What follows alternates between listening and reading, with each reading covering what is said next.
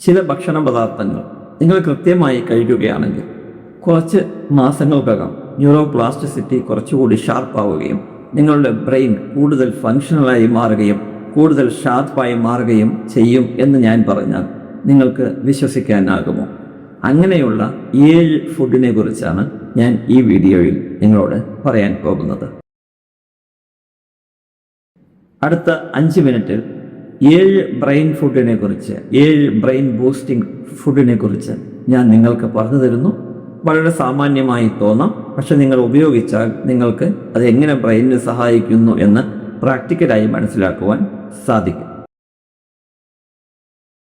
Blueberry എന്ന് നിങ്ങൾ കേട്ടിട്ടുണ്ടാവും. ബ്ലൂബെറി വളരെയധികം ആൻറ്റി ഓക്സിഡൻസും, ബ്ലൂബെറിയിൽ ആന്തോസിയാനിൻസ് എന്ന് പറഞ്ഞ ആൻറ്റി ഓക്സിഡൻസ് വളരെയധികം ധാരാളമുണ്ട്. ഈ ആൻറ്റി ഓക്സിഡൻസ് നിങ്ങളുടെ ബ്രെയിൻ സെൽസിനെ പ്രൊട്ടക്റ്റ് ചെയ്യുന്നു, നിങ്ങളുടെ മെമ്മറി ഫങ്ഷനിനെ സപ്പോർട്ട് ചെയ്യുന്നു, ബ്രെയിൻ സെൽസിനിടയിലുള്ള കമ്മ്യൂണിക്കേഷൻ ഇംപ്രൂവ് ചെയ്യുന്നു. നിങ്ങൾക്ക് ബ്രേക്ക്ഫാസ്റ്റായോ ലഞ്ചിൻ്റെ കൂടെയോ ഡിന്നറിൻ്റെ കൂടെയോ ഒരു പിടി ബ്ലൂബെറി കഴിക്കാം. ഫാറ്റി ഫിഷ് എപ്പോഴും ബ്രെയിനിൻ്റെ ഫ്യൂവലായാണ് കണക്കാക്കപ്പെടുന്നത്, ബ്രെയിനിൻ്റെ ഇന്ധനം. സാൽമൺ, സാർഡൈൻസ്, മക്കാറിൽ, ട്യൂണ എന്നീ മത്സ്യങ്ങളെല്ലാം ഫാറ്റി ഫിഷ് ഗണത്തിൽപ്പെടുന്നു. ഇവ ബ്രെയിനിന് മാത്രമല്ല ഹൃദയത്തിനും ഗുണകരമാണ്. ഈ ഫാറ്റി ഫിഷുകൾ നിങ്ങളുടെ മെമ്മറിയെ ഇൻക്രീസ് ചെയ്യുന്നു, ലേണിംഗ് കപ്പാസിറ്റി വർദ്ധിപ്പിക്കുന്നു, നിങ്ങളുടെ ബ്രെയിൻ സ്ട്രക്ചറെ ഹെൽത്തിയായി മെയിൻറ്റെയിൻ ചെയ്യുവാൻ പ്രേരിപ്പിക്കുന്നു. ആഴ്ചയിൽ 1-2 ദിവസം ഫാറ്റി ഫിഷ് ഉപയോഗിക്കുവാൻ ശ്രമിക്കുക. ബ്രെയിനിൻ്റെ ഷേപ്പുള്ള ഒരു സൂപ്പർ ഫുഡാണ് വാൽനട്ട്. ഹെൽത്തി ഫാറ്റ്സാൽ സമ്പുഷ്ടമാണ് വാൽനട്ട്.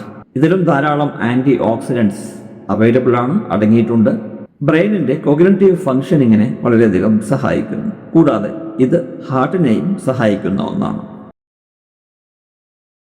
ലീഫി ഗ്രീൻ വെജിറ്റബിൾസ്, നമ്മുടെ സാധാരണ ചീര, ചുവന്ന ചീരയാണെങ്കിലും പച്ച ചീരയാണ് എന്നുണ്ടെങ്കിലും, ധനിയയുടെ ചീരയാണ് എന്നുണ്ടെങ്കിലും, മല്ലിയിലയാണെങ്കിലും ഇവയെല്ലാം വളരെയധികം ഗുണപ്രദമാണ്.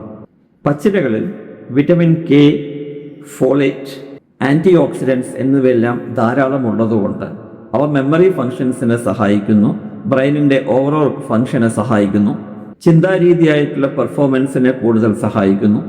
കൂടാതെ ഏജിങ്ങിനെ, അതിൻ്റെ റേറ്റിനെ കൂടുതൽ സ്ലോവർ ആക്കുകയും ചെയ്യുന്നു. ചോക്ലേറ്റ് ഇഷ്ടപ്പെടുന്നവർക്കുള്ളൊരു സന്തോഷ വാർത്തയാണ് ഡാർക്ക് ചോക്ലേറ്റ്. ഈ ഡാർക്ക് ചോക്ലേറ്റിൽ 70% കൊക്കോ ഉണ്ടാകും, 70 അതിൽ കൂടുതലോ കൊക്കോ ഉണ്ടാകും. ഈ 70 അതിൽ കൂടുതൽ ശതമാനമോ കൊക്കോ ഉള്ള ഡാർക്ക് ചോക്ലേറ്റ് ധാരാളം ഫ്ലേവനോയിഡ്സ് ഉണ്ട്. തലച്ചോറിലേക്കുള്ള ബ്ലഡ് ഫ്ലോയിനെ സപ്പോർട്ട് ചെയ്യുന്നു, കോൺസെൻട്രേഷനെയും മൂഡിനെയും ഇംപ്രൂവ് ചെയ്യും. ഒരുപാട് കൂടുതൽ കഴിക്കരുത്, മോഡറേറ്റായി കഴിക്കുക.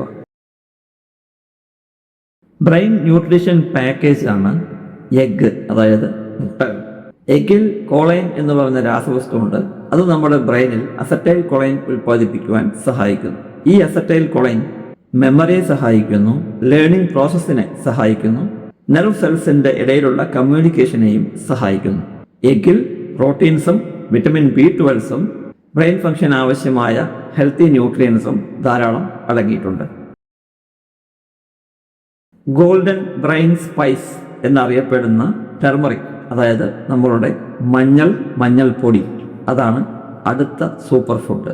ഈ ടെർമറിക്കിൽ അടങ്ങിയിരിക്കുന്ന കുർക്കുമിൻ എന്ന രാസപദാർത്ഥം ഹെൽത്തി ഇൻഫ്ലമേഷൻ ലെവലിനെ സപ്പോർട്ട് ചെയ്യുന്നു, മെമ്മറിനെയും മൂഡിനെയും സഹായിക്കുന്നു, ഓവറോൾ ബ്രെയിൻ ഹെൽത്തിനെ പ്രൊമോട്ട് ചെയ്യുന്നു.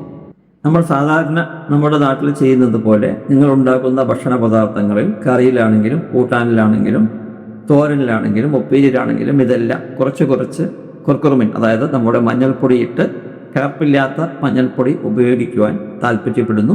അത് നിങ്ങളുടെ ബ്രെയിനിനെ വളരെയധികം സഹായിക്കും. കൂടാതെ ഹൃദയ ആരോഗ്യത്തിനെയും അത് സഹായിക്കും.